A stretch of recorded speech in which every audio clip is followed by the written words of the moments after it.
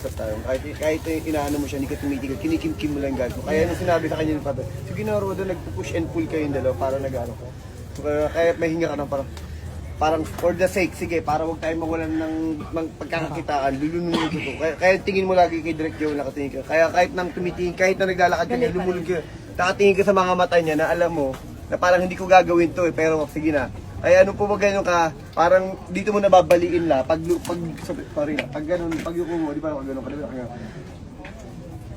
yung sa yuko mo ganun, parang doon ka bumali, parang dito yung awa, para pag naan ng mga to, ay, parang ganun. Tapos biglang pitik yun, pag ganun mo ng bato, pag lingon mo ganun, ito yung, pag ganun, para kita yung unit na ano. Tapos okay yung ginawa mo ah, pagkapukpok mo di ba ito, tapos direct babalambutang naman to batuhin mo siya. Okay, kasi sa wide na wala yung bato Mamaya close-upan ko na lang dito. Pak, direct para basta pag bumato si aray! Ganun ka. Para nagating dun sa sa may bukol ka namumula yung dito mo. Hayop ka talaga, tinding. Nasaan to na dito? Ang galing Joey na po, Diyos ko. Okay. Close up. Guys,